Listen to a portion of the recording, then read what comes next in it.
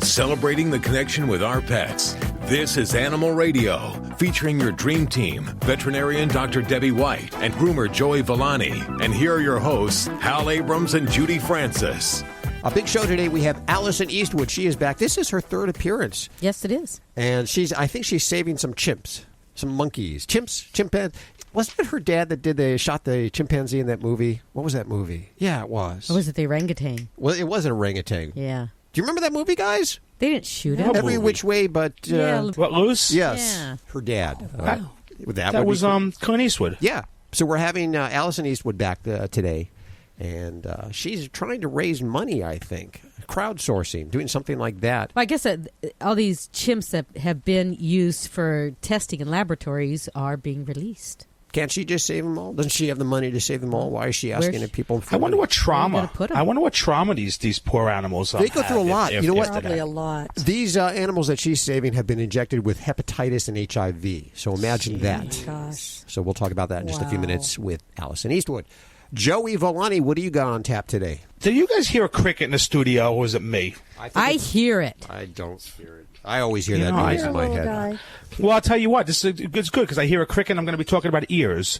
So there we go. Okay? I'm going to be talking about ears and I hear things. That's good. That's on the way right here on Animal Radio. Tammy Trujillo from the newsroom. What do you got going on? I got so many good stories. I don't even know which one to tell you about. But, okay, if you're going to move to Hawaii, you'd be really excited, right, to go live in that gorgeous state. Oh, yeah. But if you have a dog or a cat and you're moving to Hawaii, you got to hear a story I have coming up because there are some serious, serious concerns here. Oh, okay. They got that quarantine over there. Yeah, they do. Yes, they do. It sounds like my pet is going to ruin the wonderful the place I'm moving to. Oh, yeah. When are you moving? You got to take me with you and the whole show. That'd be good. Oh, that's right. Let's go to Hawaii. I'll go tomorrow. I believe we have Jamie on the phone. Hi, Jamie. How are you doing?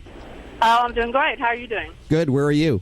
Let's see. I'm headed to... Where are we headed to? Branson. Branson, Missouri? Yeah. Oh, wow. Wow, I've always wanted to go there. I've heard good things about it. Are you a truck driver? No, my one of my best girlfriends, she and her husband own part in a timeshare there. Oh. And they invited my husband and I to go for all of next week. So you're heading out on vacation, yes? Yes. Now, do you bring any animals with you? Well, that's why I called originally. We have a cat. His name is Tex. It's actually my grandson's cat, but he lives with us. The cat lives with us because the parents of my grandson are divorced, and they all have dogs, all of them, like lots of dogs. So we kept the cat at our house, and we love him. He's like 4 years old. He's a gray tabby, but he wants to eat the carpet and my Oriental rug. And Yikes. we even, oh yeah, and he ate. The curtains were made of the like silk strings that hang down. He ate half of the curtain. If you can imagine that, like from the floor, half of those. To where that went on over some time, but eventually I just took them down and put them away. He's continuing to work on the carpets and your throw rugs and all that. So yeah, I got rid of the curtains, and we always had blinds. So now the blinds are there. So, but I was concerned if it was going to mess up his insides by eating string. And it's not just the curtains because they're put away now, but he will find something that he can pull and get string out, and he will eat the string. Okay. If you put a shoelace down, he would just sit there and eat it till it's all gone. yeah, and that's definitely a big problem. And you definitely hit upon one major thing is the string. And the problem that we run into with cats is that they tend to nibble on, things like yarn or string, or if they're actually ingesting a fabric-like material, that can cause a very dangerous foreign body, what we call a linear foreign body. And the reason it's so dangerous is because it's soft, it's pliable, it bends, and we would think it would move through, but it actually kind of acts like a cheese grater, and it slices into the intestinal wall because there's not enough substance for the body to recognize it and move it through. So yeah, this is a big health risk for him. what he's doing is generally termed wool sucking, and that's at least the oral fixation type part of things. When that moves into where they're actually eating and ingesting those items, that's where it becomes a really big health danger. There's a lot of cats that do this wool sucking where they, suck or just kind of moisten, the fabrics, whether they be, blankets, bedding, carpeting, things like that. If they're not ingesting it, it's kind of an obsessive compulsive behavior. For whatever reason, for Tex, this is moved up on that chain to something that's more of a health threat. So when we look at wool sucking, there are some breeds that we see more of this in cats, and some of like the Oriental cats, like Siamese cats or Burmese. We see a lot of this type of weird behavior. The big challenge, and the challenge you're going to have for Tex, is that the root of this is very likely a behavioral problem that we're going to have to work on. In rare cases would we have like a medical case, a cause of this. So things that will be challenging you to work with on Tex are going to be things to do environmental enrichment. And because cats indoors live a happy, well cared for lifestyle, they got a lot of time on their hands. So, cats in the wild, I'm home with him, all day. Okay. I'm there, and so when I see him doing this, I say no. He knows what the word no means. He will stop. That lets me know he does understand the word no. Yeah. But he does it like when I leave the room. He does do it when you leave the room? Yeah, because when I walk back in, I'll see him. I've seen him just walk across the carpet like he's just walking across and suddenly bend his head down and take a bite. Mm-hmm. Yeah, now, in one context, when you're present and you're telling him, no, stop that, although it seems like you're disciplining him and telling him no and teaching him, you may actually be causing this to happen more. Because dogs and cats, they sometimes are like small children and want to get a rise out of us, want to get some attention. So if chewing on the carpet gets you to say, hey, what are you doing? He's already won that little game there. I don't want you to use anything that resembles anything string-like, carpet-like, or fabric-like. So those things are going to kind of feed that desire to chew on the fabric type thing. So we want to avoid that particular type of toy. I had some cats that used to love little foil balls, so I'd take pieces of aluminum foil and make them into pretty good sized balls, and they'd bat those around, and those were lightweight. But I would definitely try to stay away from the fabric things. And then, we might really need to see about maybe getting some chemical help here. For kitties, we do use some drugs like Prozac. There's one called clomipramine, which I use a lot as well for kitties. And sometimes that really can help one of these behavior-rooted problems. Give some of those things a try. I hope that is helpful, and hope that helps him kind of fight his obsessive-compulsive behavior here. This is Dr. Debbie at Animal Radio. You're listening to Animal Radio. Call the Dream Team now with the free Animal Radio app for iPhone and Android.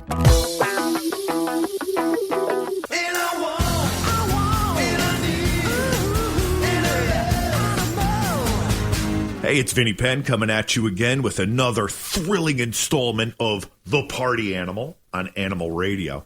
There's something I've been noticing at my house for the last 2 years in a row, last 2 summer into the falls in a row, that I find bizarre. I can't even believe it's taken me this long to put it out there on the Animal Radio airwaves. When I sit out by my pool on the weekends or even during the day, and I'm not exaggerating in the slightest when I say this, there is a squirrel that I like to call clockwork squirrel. Not like a clockwork orange in that, he's murdering anybody. But at the same time every day, you could set your clock by this squirrel. At 1:05 every day, he comes from one side of the yard on the fence, all the way down the fence, jumps from one fence to the other fence, and comes all the way around the other way. Same time, every day, 2 summers in a row. My sister was just over this happened. I heard her on the phone saying to someone on her cell phone out in my backyard, it's just a couple of minutes to 1 right now. I'm going to lay out in the sun for a couple of minutes more, and then I'll be by. And I said to her, Laura, watch this. In about 5 minutes, watch your clock. At about 1:05, this squirrel is going to... She thought I had, trained it, or that there was some huge ruse. I don't know what she could have. She's like, how did you know that? How could you know that this squirrel was going to come around? Same time every day, 105, 2 summers in a row, the squirrel comes down one side of the fence, hops to the other fence, and goes the other. I say he's visiting a lady friend.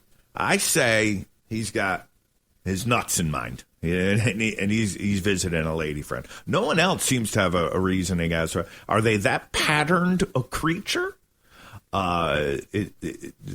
Is he working? I mean, did Disney have it right? Are these animals doing a little bit of work, punching a clock, whistling while they work? And I don't know what it is, but I can set my clock by the clockwork squirrel. I should actually tail him one time and take a look and see. As a matter of fact, one time I did look to see, and he just disappeared off into the other yard. There's got to be a possum he's got something going on with. I think he's got a little something happening with a possum. And if I look around, I bet you there's a squirsome somewhere. Half squirrel, half possum. Vinny Pad, party animal on Animal Radio. Dogs or cats, horse or emu, animals are people too. Some people teach their dog to sit, maybe shake hands or catch a frisbee. But a New Jersey woman tried to teach her dog how to dial 911 and ended up in a lot of trouble. Sylvia D'Antonio admitted placing 3 late-night 911 calls to the Parsippany, New Jersey Police Department. The police dispatcher was alarmed because when the calls were picked up, the only communication was heavy breathing. The calls were traced and 3 squad cars raced to D'Antonio's home, only to find her trying to teach her German Shepherd how to call for help. The police were not amused and slapped her with a summons for disorderly conduct. Maybe she should have tried teaching him how to order a pizza first. I'm Britt Savage for Animal Radio. Animals are people too. Animal Radio. Thousands of authors across the country have written books and published them with Page Publishing. If you've written a book, they can help you through the process, cut through the confusion of the publishing world to make it easy for you. If they decide to publish your book, your work ends, theirs begins. From copy editing and proofing to typesetting and book cover art. Plus, get your book printed, distributed, and sold on Amazon, Apple Books, Barnes & Noble, and in bookstores across the country. They even help promote your book. Biography, self-help, mystery, novels, sci-fi, or even a children's book. No matter what genre, Page Publishing can bring your book to life. And don't forget to ask about audiobooks. We do all of this for you. Call today for your free writer's guide packed with tips, tricks, and templates to help you finish what you started. 800-215-6815. 800-215-6815. 800-215-6815. That's 800-215-6815. You're listening to Animal Radio. Here's Hal and Judy. Hey, Ron, how are you? Good afternoon, sir. Thank you.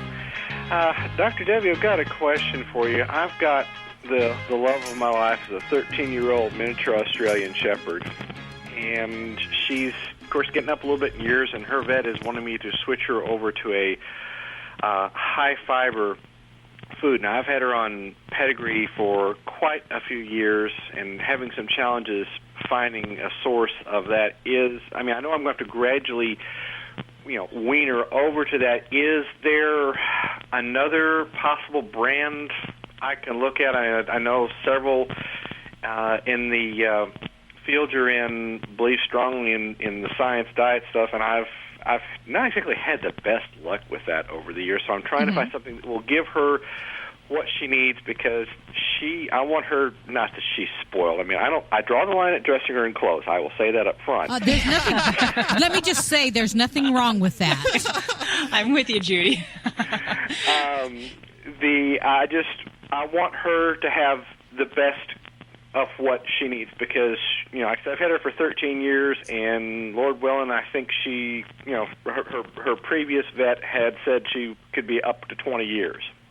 Yeah, well, you're doing something right, And I guess the first question I would have for you, Ron, is there any kind of chronic health condition that we're dealing with. Because when we look at diets, it really depends on, not only on the age, but what other factors are going on in the dog's life. Do we have a kidney problem, arthritis? Do we have any kind of digestive issues? And that's really kind of more how I gauge a diet choice rather than necessarily a brand or a name of a food. So does she have anything going on? She got to a point a couple of weeks ago, she literally would not go outside and have a bowel movement. Okay. Poor thing ended up in the emergency room, and they had to give her an enema. Oh, dear. Okay. Yeah, so I see why he's recommending the higher fiber then, because he wants to keep things moving in the old bowel category, huh?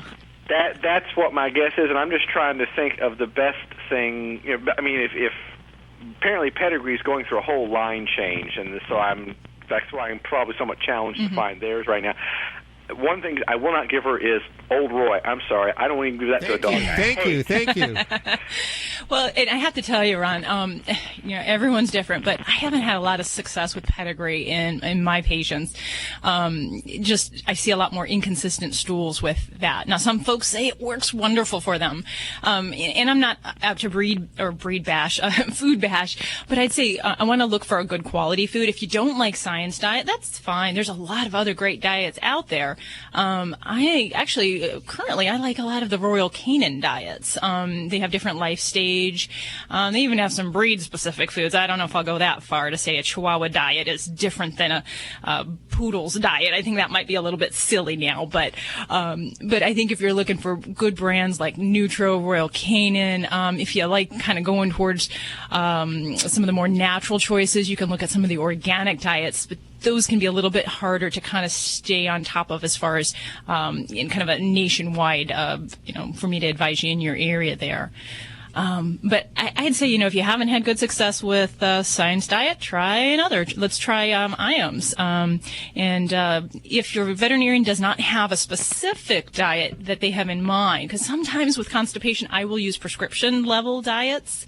And that's where Science Diet does have some very good therapeutic foods for pets that have constipation, that have diabetes, etc., as well as Purina, which has some very nice foods for some of those types of digestive problems. So, and that would be something, always ask your veterinarian as far as for these things, because some vets will carry these things in their office. Otherwise, I'd say really the biggest test is going to see what she likes and what she accepts and make sure that is palatable, because no diet is going to do any good if they don't eat it. So definitely make sure it appeals to her on the front side. Yeah, because we do not get table scraps. No. Good. I like you, Ron. You're like hardcore. You're like me. I'm like a diet Nazi at my house. My dogs sit, and I make them take a command before they eat, and that is just a kind of a silent way for them to learn that I'm the boss. I'm the alpha pack leader in the house, and they love their food, and they gobble it right up, and it's just a great way to kind of bond with your animal. She's the alpha pack leader here too, but she comes in, she snaps her rubber gloves before she puts her headphones on, does the show. Alan Cable with another dog tip. Did you know that 80% of the dog breeds in the world didn't even exist 100 years ago? People breeding dogs for speed, trying to enhance their incredible sense of smell, protection, jumping ability, hunting, and beauty. That's why you should put a lot of thought into it before you get a dog. Is he going to live in a small apartment with you away for long periods of time? Do you have a big backyard and a family? Kids? Do you want a mellow dog or an excited dog that's bred for work and is more hyper, likes to play a lot, needs more exercise? Are you considering a rescue dog? And what should you think about before you delve into it? What do you think the number one obstacle is for most people when they're dealing with rescue dogs, or any other for that matter? In my experience, it's guilt. You feel sorry for the dog because he had a bad life and you want to give him a great life. Feeling guilty or sorry for your dog can cause a lot of trouble. So can treating a dog like a son or a daughter. As difficult as it is to accept, dogs just aren't people. They don't cope the way you and I do or experience the same emotions. So when we try to project our human emotions onto our dogs, it can cause a lot of trouble, a lot of confusion, uncertainty, anxiety, and fear in a dog's mind. Some people refuse to accept this, and this at the least can create a very fearful, unsure, insecure, anxious dog, and at the most, an aggressive one who can become very dangerous to you, your family, other people, and other dogs. I believe 99% of dogs can be helped. It's all up to you, their owners, to understand and accept that dog behavior is not like human behavior. That dogs don't think and react the way we do. They don't have human emotions. All dogs need strong human leaders, and they need boundaries and rules, structure, someone who's calm and in control. That's when a dog can relax. If the owner of an insecure or anxious, fearful dog can change, the dog will change too. So before you get a dog, or even now while you have one, learn about dog behavior, study it. Remember, you have to satisfy your dog's needs and not use your dog to satisfy yours. Get more tips at animalradio.com. How would you like to get a free smartphone? If you own a smartphone, listen to this incredible offer that's almost too good to be true. Right now, you can switch your plan and get service with us for as little as $2 a day. Guaranteed for life. Plus, get a free smartphone every year. Call the free smartphone hotline now and we'll move your number from your existing service. Think of your savings. So don't wait. Switch your plan, save money, plus get a free smartphone every year. Call the free smartphone hotline right now. We guarantee you're going to love our service. If you don't like what we say, you can hang up on us. But you won't. Right now, you can switch your plan and get service with us for as little as $2 a day. Guaranteed for life. Call the free smartphone hotline right now. 800-475-3351. 800-475-3351. 800-475-3351. That's 800-475-3351. Hi, who is this? Ashley? Hi, Ashley. Hi, my husband and I owned an outdoor dog a little while ago, and we had to give her away because my husband ended up having really bad allergies from the dog, and we really want to own another dog, and so I was wondering if you recommended any certain type of breed that would work well. Okay, yeah. What kind of dog did you have? We just had a mix. It was a black lab. And was the choice to keep the dog outside because of the husband? Yeah, we knew that he had allergies, but we thought if the dog was outside, he would be fine, but I would pet the dog and then all the hair would come inside with me. And in this case, could we just have the husband live outside and the dog come in? Would that work? That's what I say, but he doesn't like that idea.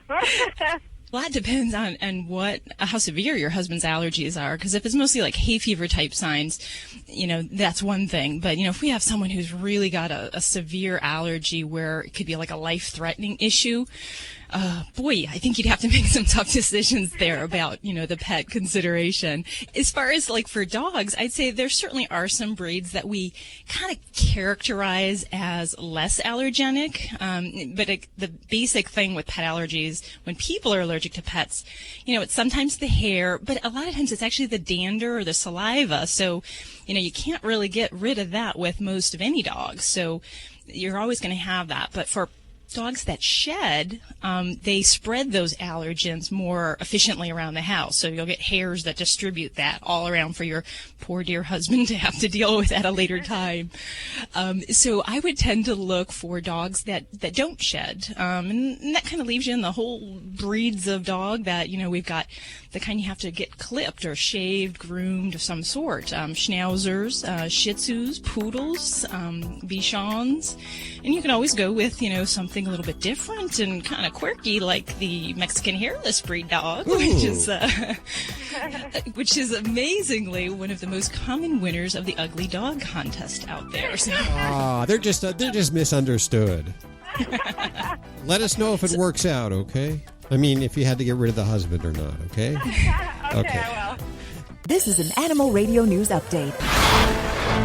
And I'm Tammy Trujillo. The care given to pets held in quarantine in Hawaii has come under question. Since Hawaii is the only state that is rabies-free, and it aims to keep it that way, dogs and cats coming into the state are quarantined for between 5 and 120 days. Now, Hawaii's animal quarantine station is being investigated for alleged abuse and neglect. This started when the Bogus family moved there a few months ago from California with their old English bulldog Lola. They warned the staff Lola was very sensitive to heat and told her how to make sure that she was cooled off. But every time they went to see her, there were problems. And early last month when they went, Lola was covered in sores and unresponsive, her temperature at 107 degrees. Lola is recovering now at a private animal hospital on the island. Her family started an online petition to have the animal quarantine station investigated, and now many more people have come forward with their own horror stories of what happened to their pets.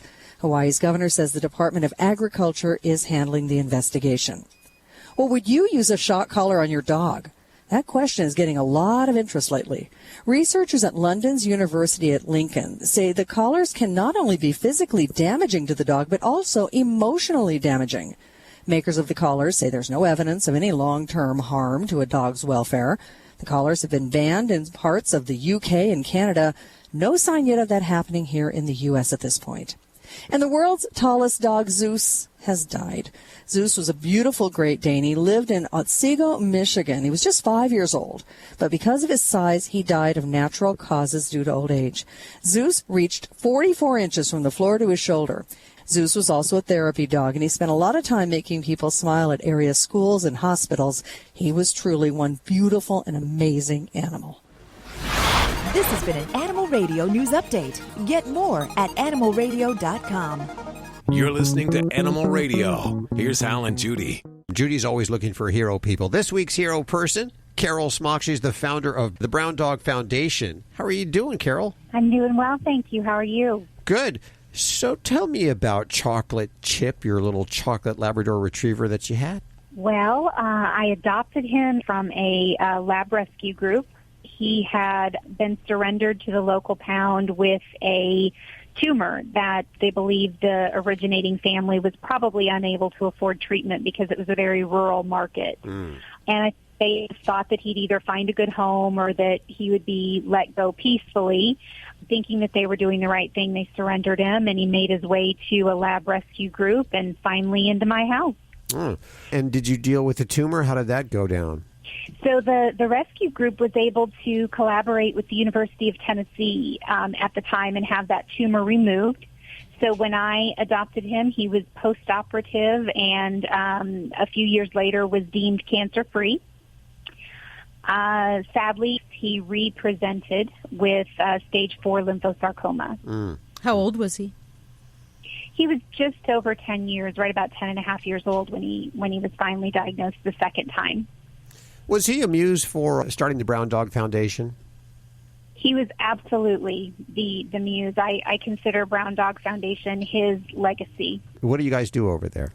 Well, in thinking back to that original situation where his family, being in a rural market, not a lot of income in their household, veterinary care being even in rural markets on the slightly expensive side, what we decided to do is create an organization where people could come to us in the event that they need assistance paying for a life-saving treatment in order to keep their pet in their family, thereby avoiding rescue and avoiding unnecessary euthanasia, which is sometimes the option. We get calls probably all the time, asking for help and where can we get help. How do you determine who you help and how do you help?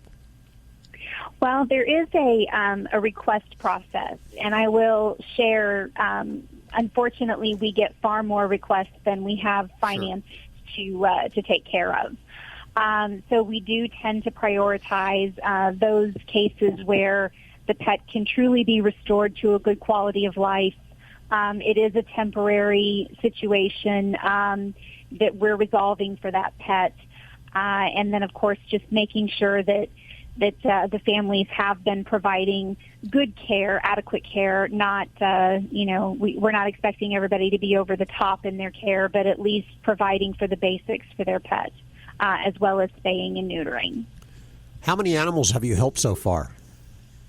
In 7.5 years, we've helped over 525. Wow. About 139 this year.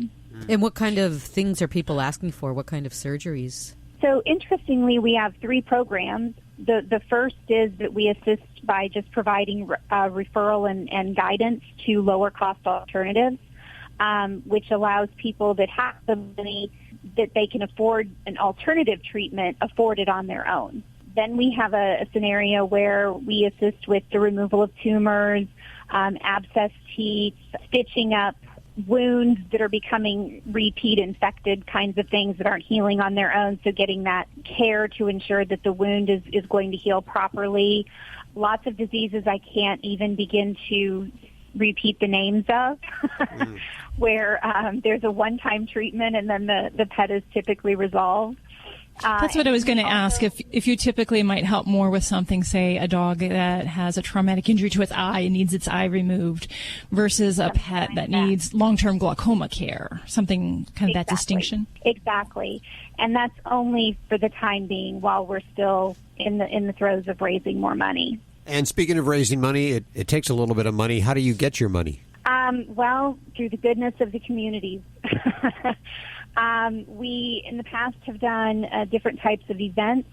We have a monthly Fetch giving program where you can give on a monthly basis. It's drawn off of a credit card or off of a debit card each month on the same date. We are partners with Kroger and Fry's where you can link your rewards or VIP card to our organization, and they donate 4% of everything you spend on groceries, gas, and prescriptions to our foundation. Most people are giving right now just because they know that it's going to help a family in need.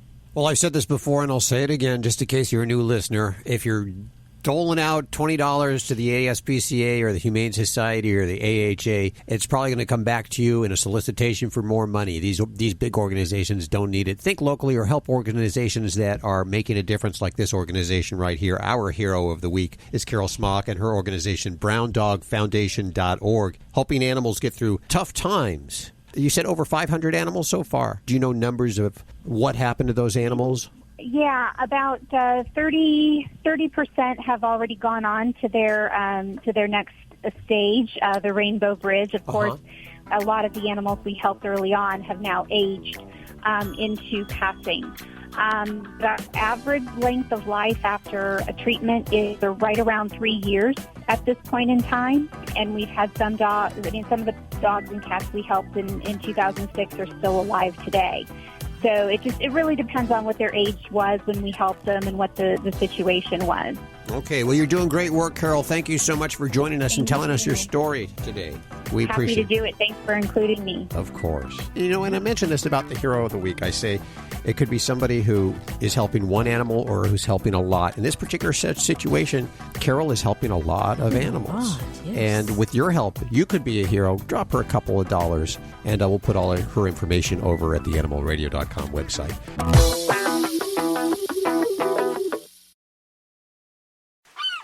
I am the family dog, and it's that time of year again. The one where pet parents start looking for Fido-friendly hotels and destinations where Fido is welcome. Make no bones about it. Pets are part of the family, and we like to sniff out new places too, and we hate to be turned away, especially when we're on our best behavior. So we won't be left out in the cold. Be sure to pick up a copy of Fido-Friendly magazine to find the best hotels and destinations where Fido is always welcome. Go online to FidoFriendly.com and subscribe today. You're listening to Animal Radio. Here's Hal and Judy. You know, we have so much going on the show today, but I want to take care of business first. From the American Pet Products Association, which, by the way, is a nonprofit association. I just did a little research on them. We've known these guys since, well, they've been doing this poetry contest for, I believe, 7 years. We welcome Bob Viteri to the airwaves. Thanks a lot. So now we do the pet poetry contest every year. It's getting bigger and bigger, huh? Right. I mean, we're almost all 50 states have submissions coming in, plus a couple from outside the country. But the kids really love it, and the teachers have picked up on it more and more. And it's gone out to all the classrooms from kids between the 3rd and 8th grade, and just asked them to write some kind of poem about the joy and benefit of owning any kind of a pet, and see what their pet means to them. And I'm telling you, folks, it's amazing the gamut of, just I got up this morning and my goldfish smiled at me all the way down to, when I had really troubled times. My dog was such an important part of my life, and so on and so forth. You know what I love about this is when we get this whole idea and concept into the young kids' minds that animals are sentient beings and they really develop that relationship with them at a young age. It really extends throughout the life. That's why I love that you're getting into the schools and doing this. If they win, I believe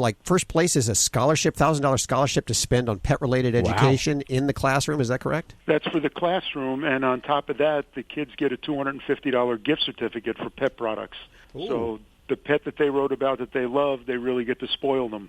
If you work at a school that is not doing this, but you want to be a part of this, how can you get involved? Well, the easiest ways are just to go to the petsaddlife.org or the Facebook Pets Add Life page and give you all the details right there.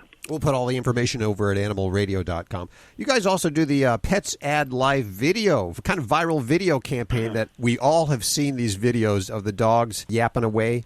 I think you've made a big impression virally. With dogs, groundhog, guinea pigs, all sorts of I've birds. seen those. Yes. The birds running around chatting it up and refusing to do interviews. It's hysterical. I mean, the guy who does these for us, I love seeing the outtakes. I mean, just what these guys will do with the dogs and the birds and everybody is just hysterical.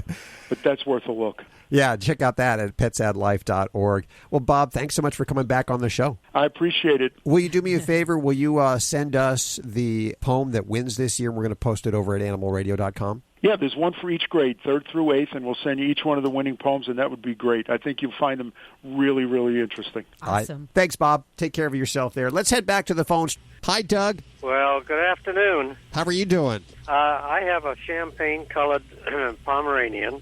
She's 11 years old, and she started to have some drips, teardrops come out of her eyes, more so in the last month than ordinary. And I've been washing her face, but it's still pretty brown.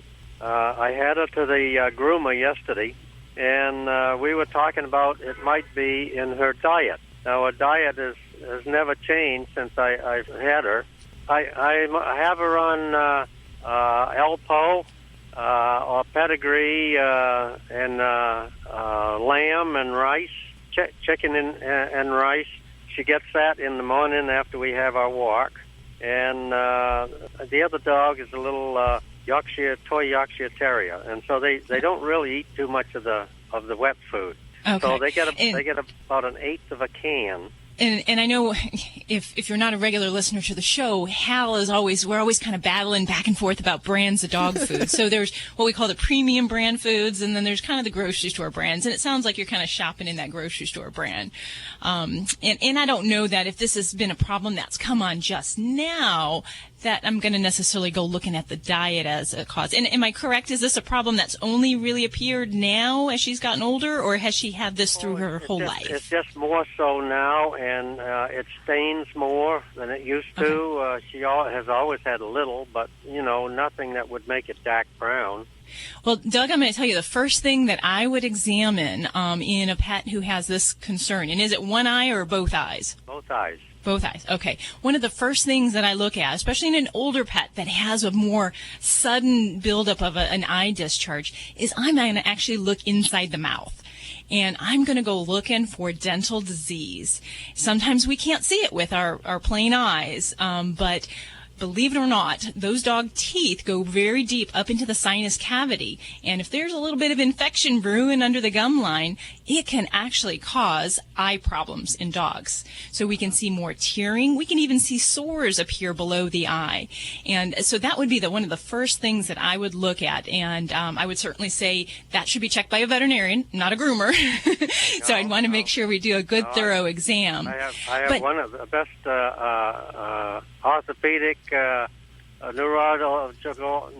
neurological vets in Las Vegas, and awesome. I swear by him. The other thing that I really look at especially with Pomeranians, the breed can be one of many small breeds of dogs that can have problems with their nasal lacrimal ducts. And a lot of times if you get these little dogs, some people will say, oh, it's just normal for the breed for them to have watery eyes. But there can be problems where the duct that drains the tears from the eye into the sinus area, where that can get clogged up. And that can happen where we see a lot more watery discharge from the eyes than normally. And sometimes it'll even fester and cause skin infections outside of the eyes. So that's another very common thing that we can check with a really thorough eye exam, and sometimes doing a flushing of those ducts. So those kind of things we can check pretty easily and help to rule out the cause of that. Now, if we're seeing that brown color coming from tears, it's not always something to get too panicky about because dogs have a pigment in their tears called porphyrin, and it kind of stains the fur kind of a red-brown. And we see that with dogs' feet. If they lick their feet a lot, you'll see they turn kind of red-brown. So the color itself isn't so much a concern as I would try to find the source of that and see if we can rule out either the teeth or a blockage of that duct or some other eye-related problem and see what we might have to do there. You're listening to Animal Radio. Call the Dream Team now with the free Animal Radio app for iPhone and Android.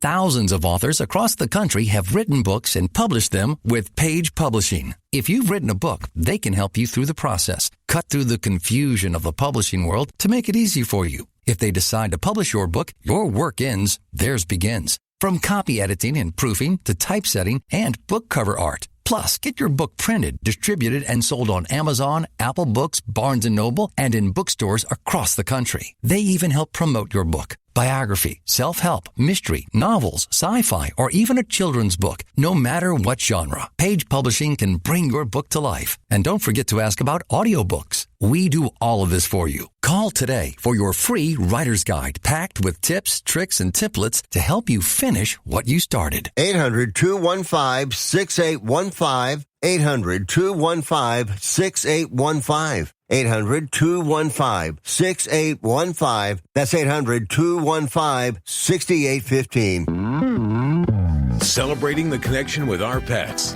This is Animal Radio, featuring your dream team, veterinarian Dr. Debbie White and groomer Joey Villani. And here are your hosts, Hal Abrams and Judy Francis. This hour, Alison Eastwood will be joining us, Clint Eastwood's daughter, as you know, and she's going to be talking about chimps. And I don't know why that always conjures up the picture of her dad shooting the chimp in every which way but loose. It was an orangutan. It was an orangutan? Yes. Okay. I don't know.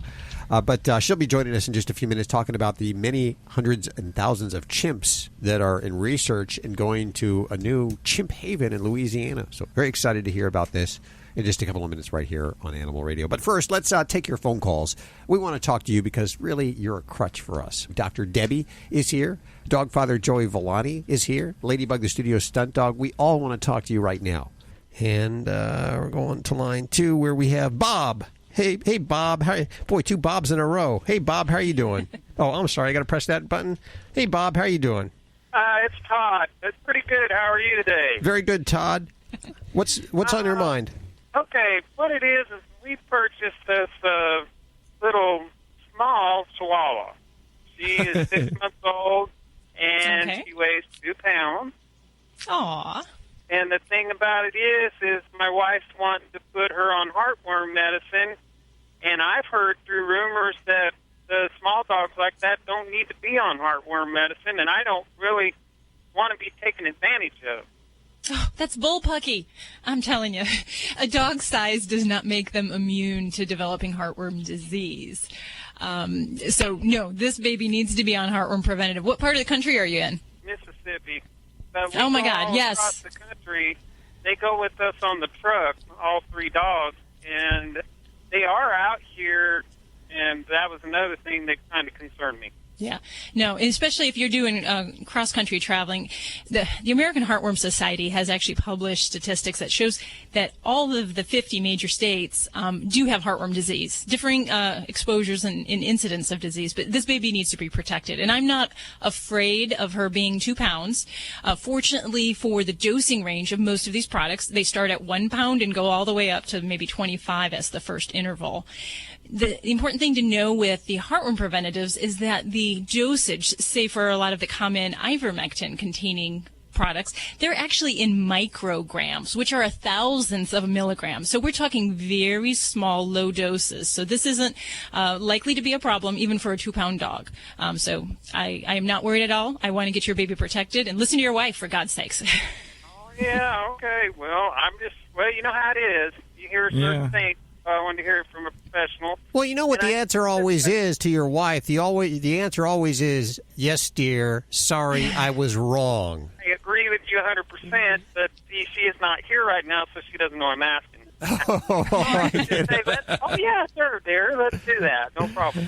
The thing is we also have another Chihuahua. Okay. He's all male. Oh, my gosh, is he a male? Oh, you meaning he still has those two little brain cells between his legs? Yeah. Anyway, the thing is she's 2 pounds and he's 7 pounds. And if they mate, will the puppies be too big? No, not necessarily. Now, the thing to know that 2 pounds to 7 pounds is a pretty close range. Now, if you were saying that her boyfriend was going to be, a German Shepherd, I'd be a little worried. But also, when we look at certain breeds, Chihuahuas, especially some of the real applehead Chihuahuas, sometimes just being a Chihuahua, they have a big domey head. So just being a Chihuahua could pose a risk for troubles during birth and delivery.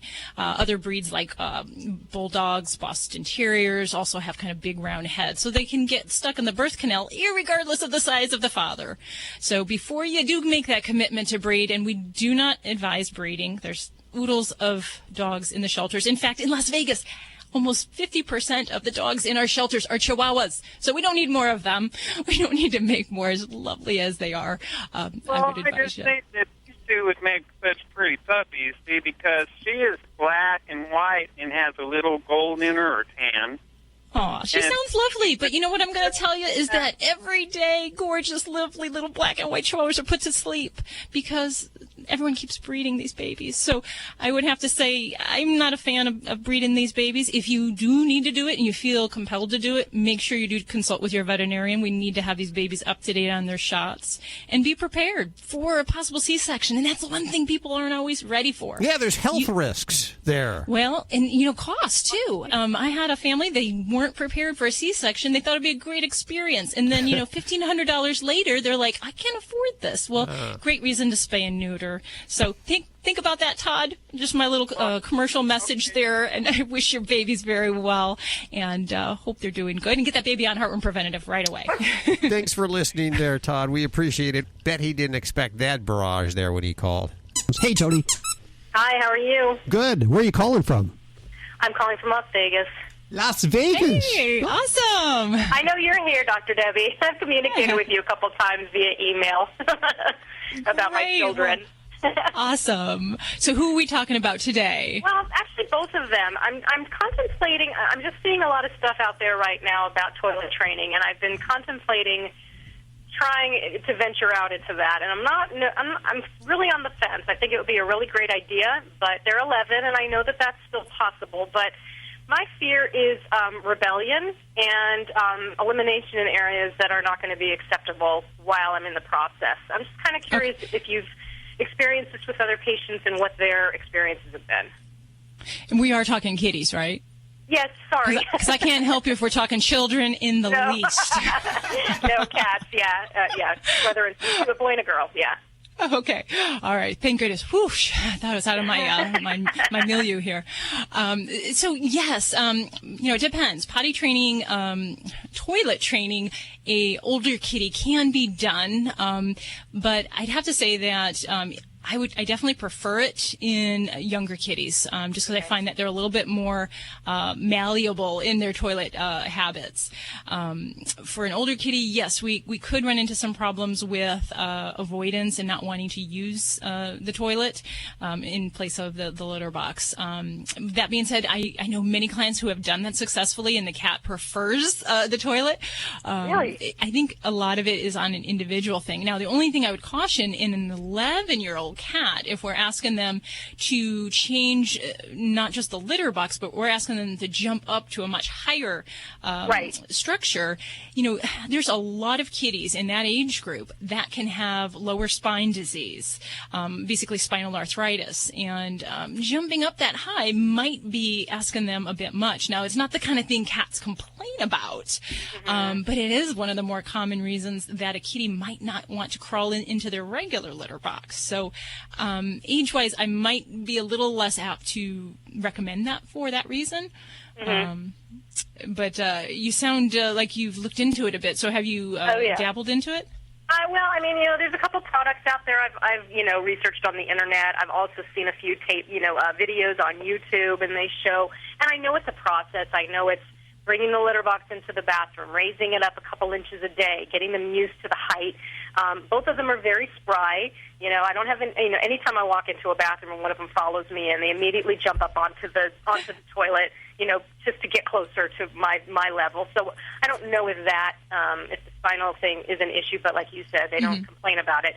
But they're both very much willing to jump on top of things. So I think it would just be more of a concern that while we're in the training process, that they might deliberately make mistakes, and what kind of fallout that might have in the household.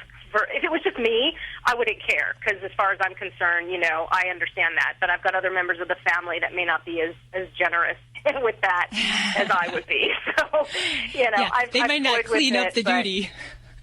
Huh? I said they might not clean up the duty. Right. They'll be looking for you. I'm more concerned about urine than I would be about the other. But, I was just curious if you've had experience with other patients and what types of results. It sounds to me like age doesn't necessarily mean anything, as long as you're, as long as you're considerate of their training process and of their abilities to get it and to back up a step if you need to, and that kind of thing. And I know it's probably a good 4 to 6, maybe a few more weeks to know that that's actually done. But I just was calling in to see. Do you think you're going to do it? I'm still debating. I'd have to say, though, you did say one thing that you said when you're in the bathroom, they kind of jump up. So if they're kind of like in your biz when you're doing your biz, then, they might be the kind of kitties that will kind of see that almost as a way to join your social toilet, if you will. So yeah, I guess after hearing that, I might be a little bit more encouraged to try it. But, I just don't want to make any mistakes. I tried the Litter Mate once.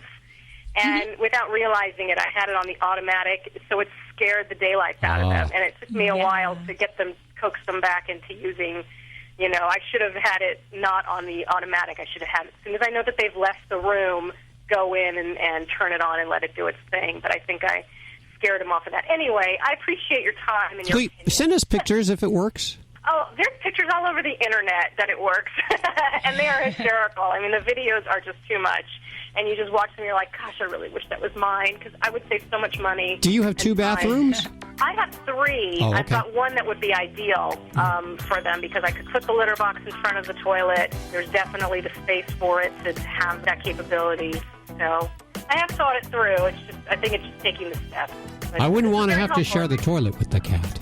Yeah, I don't know that we'd want to be sharing the toilet with a kitty, especially if they're...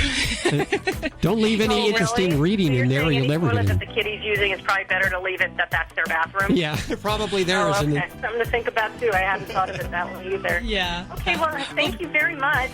I love your guys' show. It's so entertaining to listen to.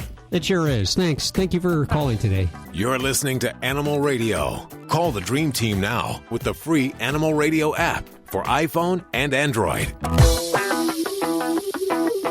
Don't forget you can get your fix of Animal Radio anytime you want with the Animal Radio app for iPhone and Android. It's made possible by Fear-Free Happy Homes, helping your pets live their happiest, healthiest, fullest lives at home, at the vet, and everywhere in between. How would you like to get a free smartphone? If you own a smartphone, listen to this incredible offer that's almost too good to be true. Right now, you can switch your plan and get service with us for as little as $2 a day. Guaranteed for life. Plus, get a free smartphone every year. Call the free smartphone hotline now and we'll move your number from your existing service. Think of your savings. So don't wait. Switch your plan, save money, plus get a free smartphone every year. Call the free smartphone hotline right now. We guarantee you're going to love our service. If you don't like what we say, you can hang up on us. But you won't. Right now, you can switch your plan and get service with us for as little as $2 a day. Guaranteed for life. Call the free smartphone hotline right now. 800-475-3351. 800-475-3351. 800-475-3351. That's 800-475-3351. Hey, this is Big Ant from Rescue Inc. Remember, spay and neuter your animal, and abusers are losers. Now back to Animal Radio. Celebrating the connection with our pets. This is Animal Radio, featuring your dream team, veterinarian Dr. Debbie White, groomer Joey Villani, and here are your hosts, Hal Abrams and Judy Francis. It's Animal Radio, celebrating our connection with our pets. I'm being reminded to tell you once again to head on over to Facebook with your Wacky Wednesday pictures. These are the wacky pictures of your pets. This week from PetSafe, what's it called again? What do we get? It's called the Chuck It Fetch Ball, and it's actually a ball that lights up. Ooh, I so love you that. can play in dawn or dusk when it's a little bit dark outside and your dog can still see it. Oh, that is so cool. If you want to win that, head on over and enter your Wacky Wednesday pictures at our Facebook page. So, Alison Eastwood is supposed to be here now. What's the deal? I messed up. You messed up. I messed up. Uh-oh. Yep. Oh. That's the first time I've ever done that with the time zones. I put the wrong time zone. So. Oh, really? Yes. So is she going to be here in 3 hours? No, she was ready 3 hours ago. Oh. In my defense, it's, I got Hal passed that strep C to me too, and I'm not feeling well, so I've been spacey all week. I was so bowing to you about 30 seconds ago and saying when she really came forth and she said what happened. I really respect you and everything, and then you blame it on somebody. No, it was my mistake. But again, I've been spacey all week. I would blame it. Pass the buck there. Pass the buck is what we do. Yeah. Vlade's Typhoid Mary in the studio, getting everyone sick here. Yeah, stay away from me, please. Hey, it's the first time I've done that in all the years I've been doing that. I've been correcting everybody with their time zones, and this is the first time I messed up on the time zone. So are you going to try to get her for next week? I really want to know about these chimps. I know. I'll try. Did you try her on her phone? Yeah, I did try. Did you leave a message? Yeah, I did. Hey, if you guys want to call me, and I'll make believe I'm her. Okay, we could do that. Okay. Hey. Hi, Allison. How you doing?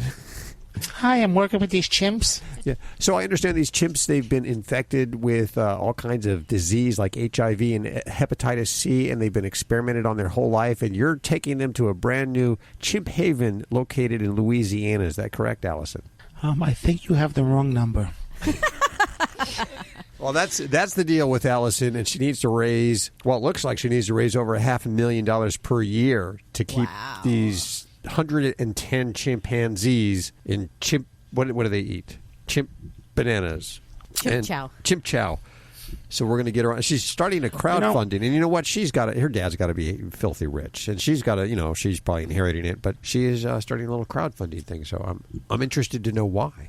That's pretty cool though, because if you really think about what these poor animals probably have gone through in their lifetime, and exactly.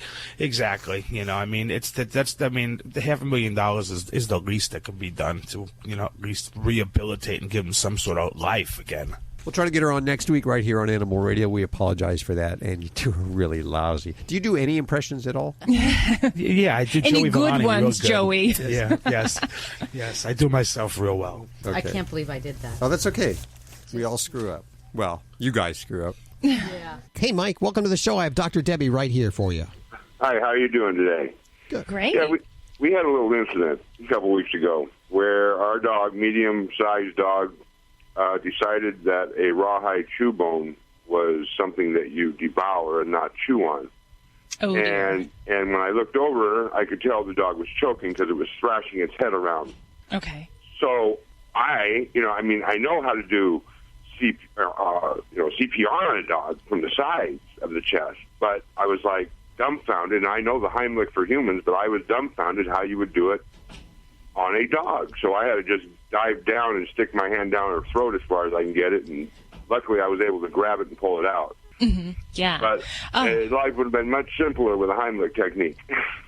Yeah, but that comes into play when we have an airway obstruction lower than the mouth. So if that was in the mouth or in the upper airway, and you can reach that and access that with your hands safely without losing your fingertips, then that's really kind of the first step. If that doesn't work, then we move to the Heimlich.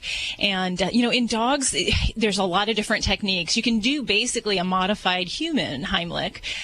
So if you have a small to medium-sized dog, you're basically going to reach up under the rib cage and kind of give 3 to 5 quick motions, thrust into the abdomen like you would for a person. Now, if it's a bigger dog and you're a big person, you can still do the same thing, although for some large dogs it can be a little hard to kind of handle and apply those compressions. So you can basically lie them on the ground and apply lateral compression to the chest and near the back end of the chest, and that can give you enough force, because dogs are a little different than people. We compress from the sternum when we're doing chest compressions and CPR. You press down into the chest, and in a dog, their chest doesn't really squish that way really effectively. So from the side, you can get some really good compressions that way in dislodging and just getting the force of that push going. So, oh gosh, so scary. So, that gets your heart going. Now, what's your feeling on rawhides? I don't think it's good for bigger dogs. I don't know. I mean, maybe smaller dogs, smaller mouths, they know to be chewing on it. But big dogs, I just think it right down. They look at it as another bone. Yeah. And, there are some goods and bads with that. Definitely the dental exercise. One thing for people that love rawhides and like their dogs to get that exercise, if you're not directly supervising like you were, I would never, ever, ever feed that kind of product for your pet.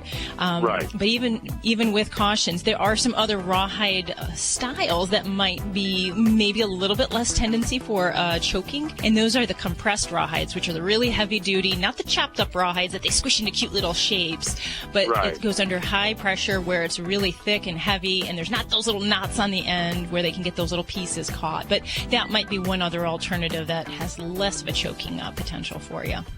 Okay, well, thanks for your time. Appreciate it. You're listening to Animal Radio. Call the Dream Team now with the free Animal Radio app for iPhone and Android. Jenna Fisher on Animal Radio. Please spay and neuter your animals.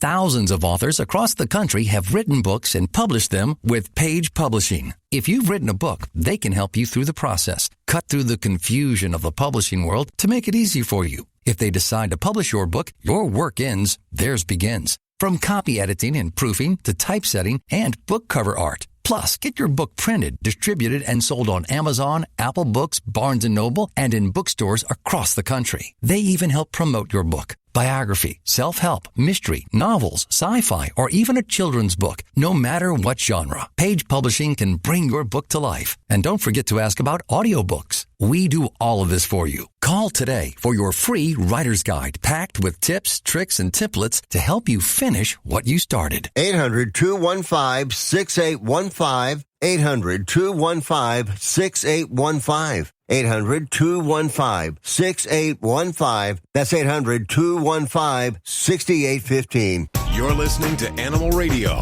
Find us at animalradio.com. Log on, learn more. This is an Animal Radio News Update. I'm Tammy Trujillo. A strange monitor lizard from Borneo has suddenly become quite popular, and that could actually threaten the survival of the species. The rare earless monitor lizard's been pretty obscure since the 1960s, but for some reason has become a hot item. The Wildlife Trade Monitoring Network, called Traffic, says the lizards are being caught in the wild and smuggled out of the country, many of them showing up for sale online in Europe. It's calling now for the lizard to be protected, and right now this is the only species of monitor lizard that isn't. Okay, you know how we all cringe years later about those high school yearbook photos? Well, yeah, me too. Okay, well, here's something I really wish I had thought of, and I bet you will too. Schenectady High School senior Draven Rodriguez wants his cat to be part of his yearbook photo. He actually has had a professional photographer take a picture of him and his cat, and then went ahead and added some blue and pink lasers in the background. Well, why not? It really is a very cool picture. The school hasn't come right out and said it won't allow the picture, but Rodriguez has started an online petition in support of the photo, just in case, and I vote get it in the yearbook. I'm Tammy Trujillo. Get more breaking animal news anytime at animalradio.com. This has been an Animal Radio News Update. Get more at animalradio.com. This is Glenn Close on Animal Radio, and remember how very, very important it is to spay or neuter your pet. No, that's terrible. Okay, start again. This is Glenn Close on Animal Radio, urging you to spay or neuter your pet. You're listening to Animal Radio. If you missed any part of today's show, visit us at animalradio.com or download the Animal Radio app for iPhone and Android. Are we going to have lunch delivered in today? Their food truck? I already had my PB&J for the day. Oh, you did? You know, I can't imagine why somebody who looks as good as you, you're so smiley and bright, and your skin looks so great and soft, and you're so happy all the time, and you live on like Diet Pepsi and peanut butter and jelly. That's the trick. PB&J is the most perfect food. You got a little bit of sweet, you got your protein. Oh, see, we'd get along good. You too. I can eat peanut butter and jelly all day. I eat it every day. Every day. I would put on so much weight, I would just blow up if I had a diet like that. But there you go. Okay, this is cool. We were a little concerned, as we mentioned earlier. There was a little faux pas made, but the faux pas has been fixed, and we're so delighted to have back for her third appearance on Animal Radio, Alison Eastwood. Hi, Alison. How are you doing? Hi there. I'm good. How are you? Well, I am so curious about what you got going on. I hear you're like saving 110 chimps that were in research, and these chimps were like infected with HIV and hepatitis C and all kinds of things for research. What are you doing? Tell us more, please. I will. Chimp Haven Sanctuary is the biggest sanctuary in the United States that takes in chimpanzees from all walks of life, whether they be medical lab chimps or retired from private owners, roadside zoos, you name it, anything you can think of. And I've always thought they were a great sanctuary, and they contacted me recently about this change in the law and the federal government releasing a lot of these chimpanzees to retirement from these medical labs. And, they also explained to me that even though the federal government does take care of some of the expenses, a significant amount of the expenses is actually left up to the sanctuary, which is, unfair. And we got to talking about how maybe we could work together and how I could be of service to them. And, I thought this crowdfunding campaign stuff, with Kickstarter and all this stuff going on online would be such a great way to not only get the message out about chimpanzees and medical labs and all the things they're going through and changing of the law, but to also actually raise some money to help, take care of these animals. So I partnered up with loveanimals.org, which is a great crowdfunding website similar to a Kickstarter, but only does animal causes. And we've spent months putting this campaign together and honing what it was we wanted to say and do and filming a little PSA and then we went live, and we go till October 25th with this crowdfunding campaign. We're trying to raise money to help take care of these chimps that have, as you can imagine, suffered and gone through, kind of an unspeakable life of living in laboratories and, yes, being infected with hepatitis and AIDS and, who knows what they've been through. And honestly, I hate to even think about it. It makes me quite sick to my stomach. But I felt this is a great cause to get behind and something that we could actually make a difference in and help these chimpanzees. So it's been going great, and that's what we're up to. So we're asking people to even just give $5, $2, $1, anything. But the crowdfunding mentality is really taking off, and it's a way for people to participate even if you don't have a lot of money.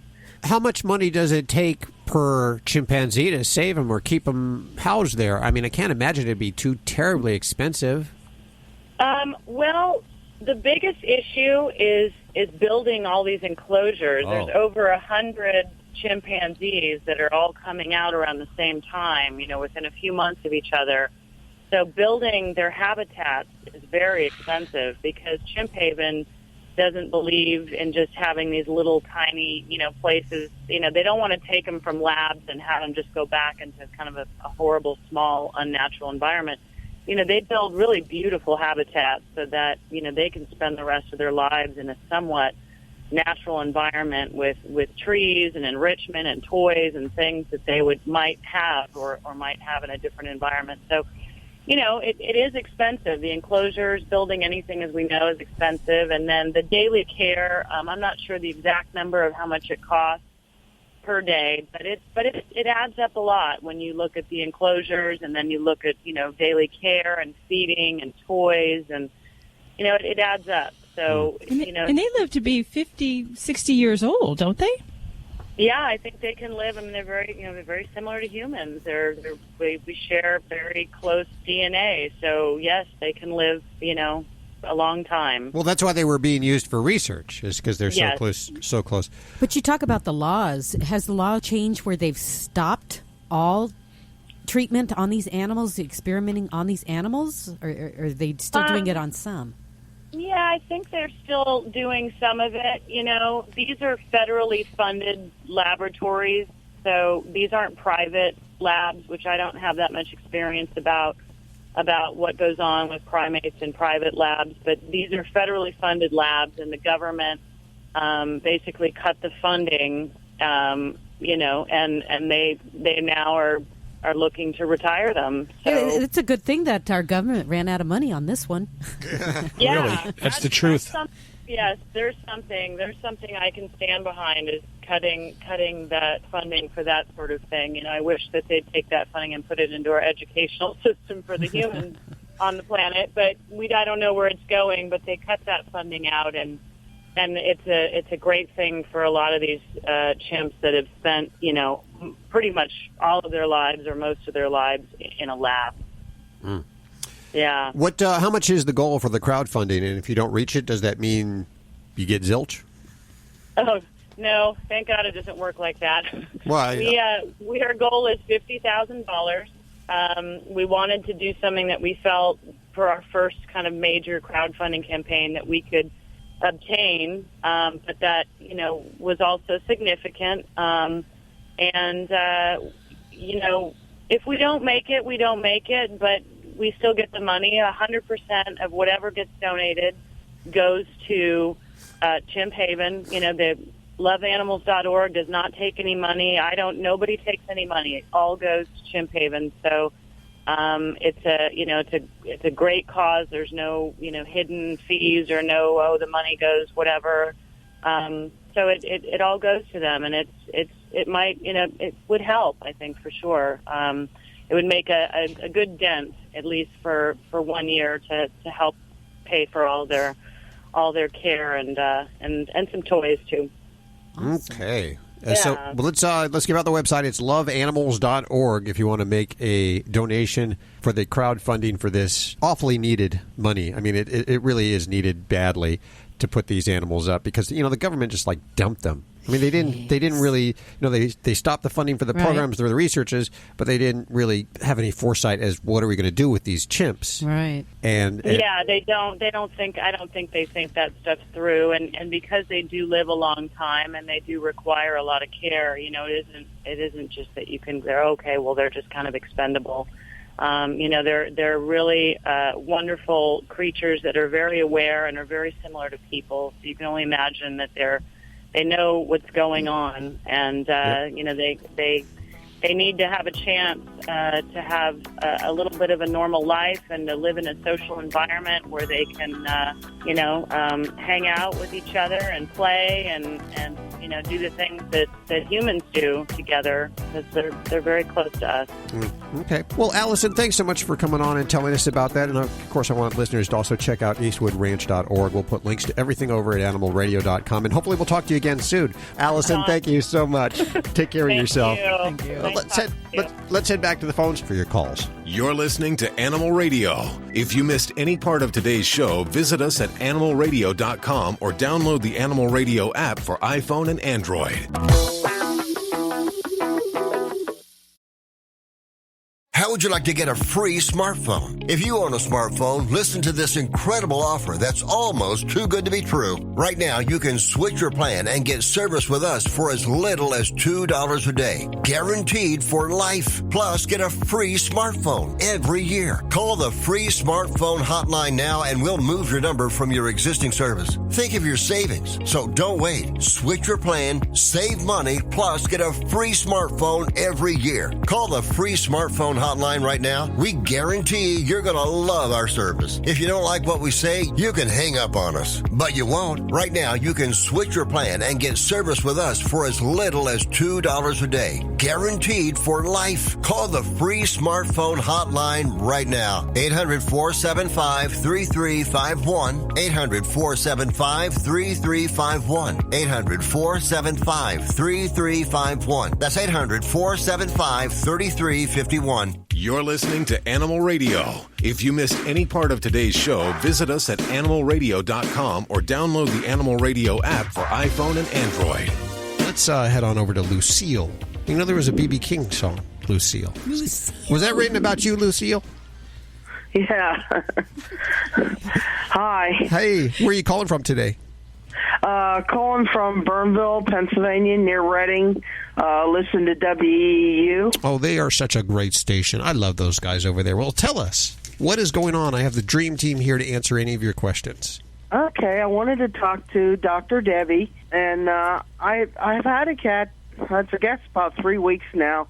He started with like 3 days of vomiting where he vomited up nothing but like white foamy saliva. He wouldn't eat, barely would drink. So I took him to the vet, and they did an X-ray, and they thought they seen a blockage. So they did exploratory surgery, and they found nothing. They said there was a little bit of hard poop in the bowel, but nothing that would have caused this problem. So they sent him home. After he got home, he had the same problem, took him back in again. So they put him on a pill for nausea, and they put him on a quarter pill, which he's still on every 3 days, to increase his diet. Now, he is a bit overweight. He's 14 pounds, and he's 5 years old. Okay. And I just keep wondering what the problem is, and is it going to return? I mean, right now, he's eating somewhat, and he's coming around. His incision seems to be bothering him. He's been biting at that, but other than that, now he seems to be starting to eat a little bit again, and also to take on fluids. So when they did the surgery and they said they saw stool in his colon, did they describe that he was blocked, like constipated, or they just saw some poop and it was no big deal kind of thing? Well, they said he could have been constipated. They said they found a little bit of hard poop in there, but they did put him on I mix in his moist once a day, a little bit of Miralax. That's what they told me. Wonderful stuff. That's such wonderful stuff. So that's what he's on now, about once a day, if he eats his moist. Now, he doesn't always eat it. Okay. He walks around like he's still not feeling quite right. Okay. And then when they did the exploratory, did they do any kind of biopsies of any sort of the intestines, pancreas, anything like that? No, they didn't say. They said everything looked good. Okay. Well, just because sometimes when we have a vomiting situation that's looks bad enough that we suspect there's a blockage, sometimes we do honestly have to go in and look. It's an opportunity, though, to actually take biopsies of the bowel, because there are some things that can cause vomiting that aren't going to look visually kind of jump out at you that we might pick up on a biopsy. Some of those things, inflammatory bowel disease is, it's a problem in cats, just like in people. It can cause ongoing vomiting, diarrhea, weight loss. Some cats just don't eat well with some of these problems. So those kind of things we have to prove by a biopsy. So I don't know, like, with the particulars of your kitty's situation, but those are things that, I like to think of. So it's good that they ruled out the obstruction. The other things I look at with a kitty with, chronic vomiting is I really like to look at diet, deworming, and kind of the environmental things, anything that the kitty might be chewing on, ingesting environmentally, whether it's houseplants, toys, things like that. So for me, if I have a kitty with, bad vomiting, I do like to deworm them, because cats can actually get stomach worms, which they don't actually pass in the stool. You don't see them, and they can get stomach worms from eating little things that run around, like cockroaches, snails, you name it. So that's something that's well worth just a prophylactic deworming, if you will. But, from there, if he's eating and he's picking up with his mirtazapine, the appetite stimulant that they're giving him, then we might say about using a hypoallergenic in a kitty like this. A hypoallergenic diet, which could be used for something like inflammatory bowel disease. And that might be something if he takes to it, you can give it a whirl and see how the vomiting might do after several weeks of being on that kind of diet. But for any kitty that has any kind of constipation, poop, and issues, you mentioned Miralax, and I just think this is the most wonderful thing for cats. And if they're constipated, older cats in particular can have a real problem where they only poop every few days. And for me, if I hear that a cat's not pooping regularly, but they're eating well, I do like Miralax, and I can say human use as well. It's a fabulous, fabulous thing. It's a lifesaver. So, I think what your veterinarian is suggesting, all of those things are really sound, good things. And it just might take using some of these other therapies and trying some different things, to see if we can find something that's working for your baby. Yeah, and it is so important also that not just eating with a kitty, but, drinking, that we make sure this guy is getting adequate hydration. So making sure he's drinking, and if he's not, then, talk to the veterinarian about, if we need to get some fluids for him so he can, stay fully hydrated, because that'll run a cat down. All that vomiting for several days in a row, it depletes their hydration. Also, sometimes look at electrolyte disturbances that we just have to correct that in addition to the anti-nausea medicines that we typically use. So I hope that goes better for you and for your guy. And thank you so much for your call. Well, there you go. It's just blown by. Once again, don't forget you can download the Animal Radio app for iPhone and Android and ask your questions all week long. Be sure to check out Dr. Debbie's books. Now, if you have one of these, the Yorkshire Terriers, the Shih Tzus, the Pugs, or the Mini Schnauzers, she's got like a owner's manual or guardian's manual for these animals. These how to be your dog's best friend. And you can get these Kindle books over at Amazon. We have links at animalradio.com. And we'll catch you next week right here for more Animal Radio. Don't forget to download the app. Bye. Bye-bye. Goodbye.